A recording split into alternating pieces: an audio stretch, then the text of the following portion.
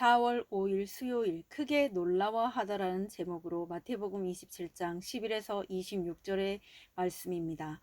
사랑의 하나님 감사합니다. 오늘도 우리에게 말씀으로 찾아오시니 감사합니다. 이 말씀 묵상의 시간을 통하여서 하나님의 말씀을 듣길 원합니다. 말씀하여 주시옵소서. 하나님의 말씀이 들리고 복음이 들리기 원합니다. 말씀대로 믿고 살고 누리는 인생이 되게 하시고 이 시간도 우리와 함께하여 주시옵소서. 감사드렸고 예수님의 거룩하신 이름으로 기도드립니다. 아멘. 본문의 말씀입니다. 예수께서 총독 앞에 섰음에 총독이 물어 이르되 내가 유대인의 왕이냐. 예수께서 대답하시되 내 말이 옳도다 하시고 대제사장들과 장로들에게 고발을 당하되 아무 대답도 아니하시는지라. 이에 빌라도가 이르되 그들이 너를 쳐서 얼마나 많은 것으로 증언하는지 듣지 못하느냐 하되 한마디도 대답하지 아니하시니 총독이 크게 놀라워하더라. 명절이 되면 총독이 무리의 청원대로 죄수 한 사람을 놓아주는 전례가 있더니 그때 바라바라 하는 유명한 죄수가 있는데 그들이 모였을 때 빌라도가 물어 이르되 너희는 내가 누구를 너희에게 놓아주기를 원하느냐 바라바냐 그리스도라 하는 예수냐 하니 이는 그가 그들의 시기로 예수를 넘겨준 줄 알미더라. 총독이 재판석에 앉았을 때에 그의 아내가 사람을 보내어 이르되 저 옳은 사람에게 아무 상관도 하지 마옵소서.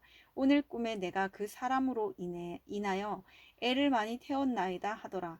대제사장들과 장로들이 무리를 권하여 바라바를 달라 하게 하고 예수를 죽이자 하게 하였더니 총독이 대답하여 이르되 둘 중에 누구를 너희에게 놓아 주기를 원하느냐 이르되 바라바로소이다. 빌라도가 이르되 그러면 그리스도라 하는 예수를 내가 어떻게 하랴.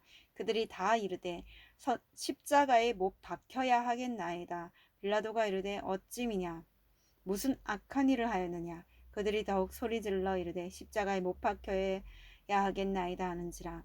빌라도가 아무 성과도 없이 도리어 밀란이 나려는 것을 보고 물을 가져다가 무리 앞에서 손을 씻으며 이르되 이 사람의 피에 대하여 나는 무죄하니 너희가 당하라. 백성이 다 대답하여 이르되 그 피를 우리와 우리 자손에게 돌릴지어다 하거늘 이에 바라바는 그들에게 놓아주고 예수는 채찍질하고 십자가에 못 박히게 넘겨주니라. 아멘. 도움말입니다. 전례는 이전의 사례, 관례를 말합니다. 바라바는 아버지의 아들이란 뜻으로 폭동, 강도, 살인으로 기소되었던 자입니다. 해당 열심당의 핵심 당원으로 추정됩니다. 밀라는 폭동을 말합니다. 본문 요약입니다. 총독 앞에 선 예수님이 대제사장들과 장로들의 고발에 침묵하시자 빌라도가 크게 놀라워합니다. 무리는 바라바와 예수님 중에서 바라바를 놓아주고 예수님은 죽이라고 합니다. 그리고 빌라도는 예수님의 피에 대하여 자신은 무죄하다고 하며 예수님을 십자가형에 넘겨줍니다.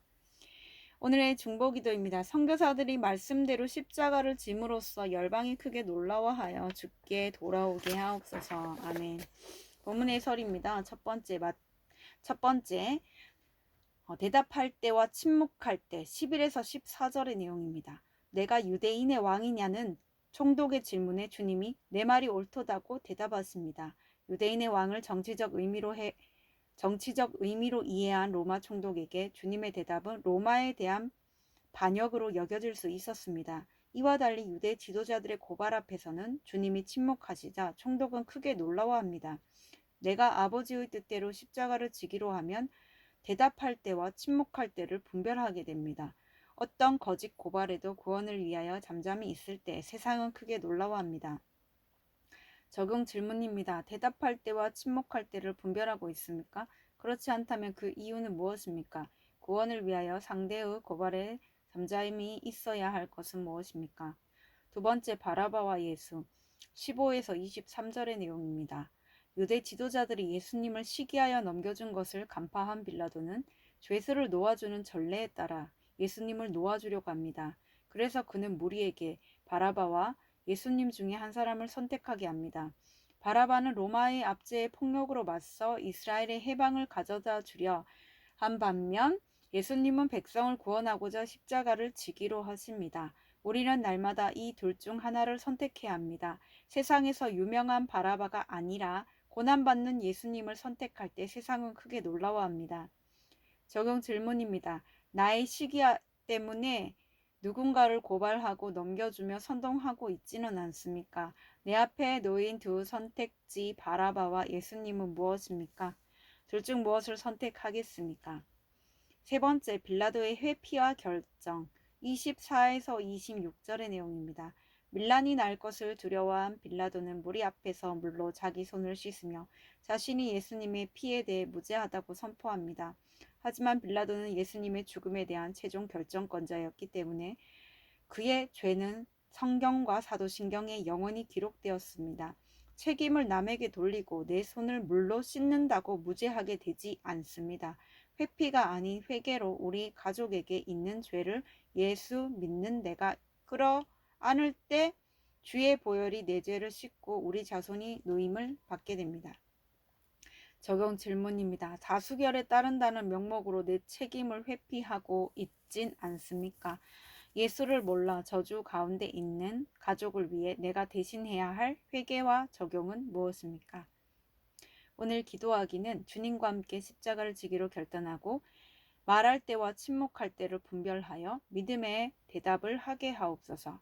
선택의 갈림길에서 유명한 바라바가 아니라 고난받는 예수님을 택하게 하옵소서.